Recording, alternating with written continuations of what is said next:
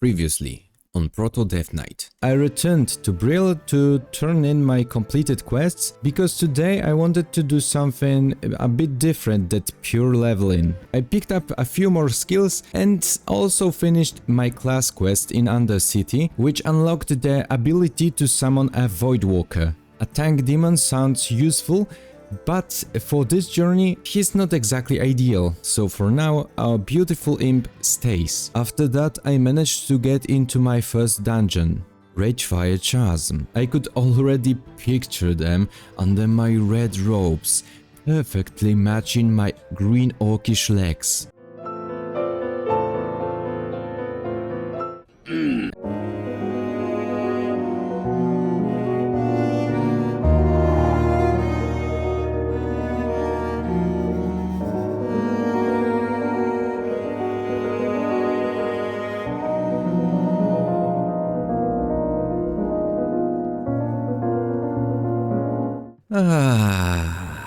The Barrens.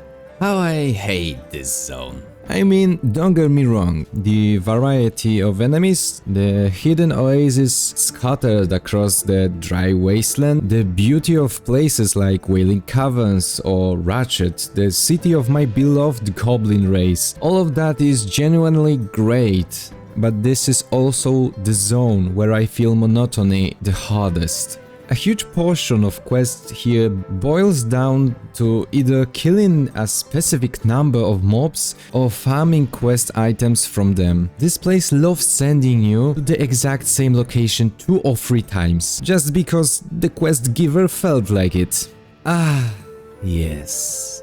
The beauty of Vanilla WoW. So, my first steps in the Barrens, more specifically in the Crossroads, began with killing ostriches to collect their beaks. As brutal as that sounds, honestly, I don't even wanna know what they are used for later. And thank God I don't read most quest text anyway. After an intense ostrich hunting, it was time to face porcupines yet again. My main goal for the day was simple: complete as many quests as possible and get out of Crossroads as fast as I could. Judging by my damage output and the pacing of combat, I could already feel fatigue creeping in. But that also forced me to think harder about what I could still change in this build, and while my original plan was all about getting Cursed Fellblade, it felt like my character became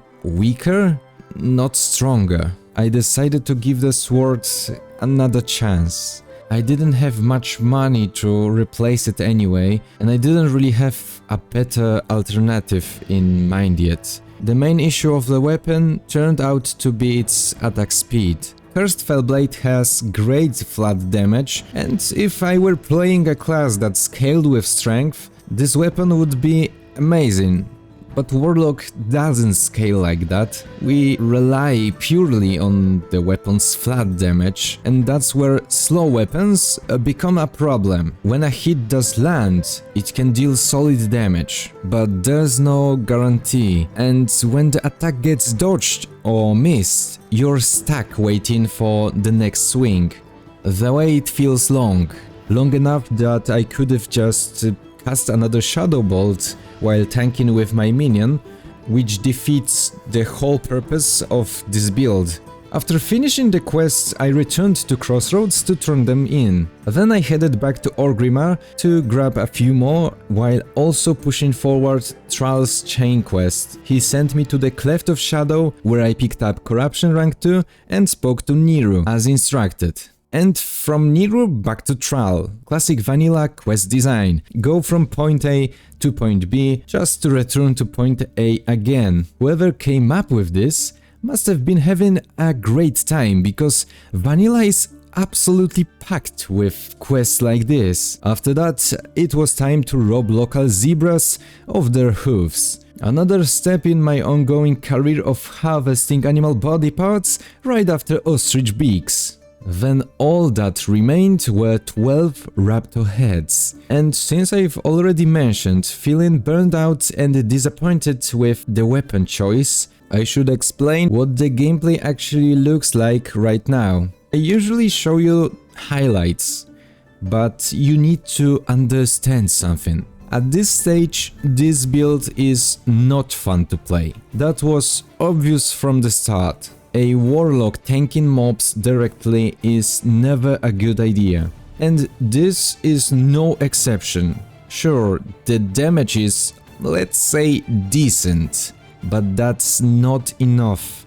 Enemies hit fairly hard, and after 1 or 2 fights I'm forced to sit down and eat or drink. Health regeneration is a constant chore, and whenever one enemy dies quickly, you start convincing yourself that maybe it's actually working, only to question the meaning of existence again a moment later. So I took a short detour to Ratchet, turned in a random quest I had, then took a walk through the nearby oasis. I continued torturing the raptors in the area, but the real reason I was there was to gather mushrooms. Next quest, and once again killing Razormane. But don't worry, there was something new too: killing lions. Crossroads is filled with quests like this, pure beast slaughter. When I first visited this zone years ago, I found it interesting. But coming back after all this time, I really don't feel like staying here longer than necessary. Finally, it was time for one of my most hated quests, harpy hunting.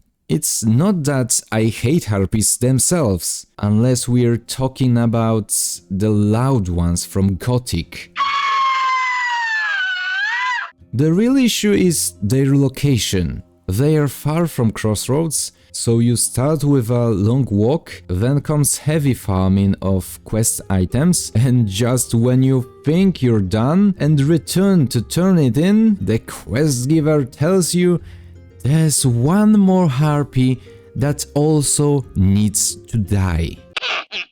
So you walk all the way back, fight your way to the end of the area again, and kill her. For me, this was one of the worst quests so far. Harpies hit absurdly hard, and after almost every single fight I had to decide whether I could risk another pull or needed to heal. On top of that, my quest item drop rate was awful, so I was stuck there for a long time. Still, there was one upside: harpies drop cloth, weapons and armor, mostly grey or common items, but every piece meant a few more silver coins. Eventually I finished the quest and I was finally free of harpies. Free because I decided not to go back for that extra one. I was done with this place and wanted out as soon as possible. On the way back I picked up quests from Rek'Tah, since one of them was worth a decent amount of silver. I turned everything in at Crossroads, hit level 16, and with that maxed out another talent, improved life tap. To reset a bit after harpies, I queued up for Ragefire Chasm for the second time. Along the way I also bought 3 items that mainly boosted my intellect and stamina, which in this setup always feels like safe investment. But how that run went and what came next is a story for the next episode. Thanks a lot for watching, and I'll see you next time.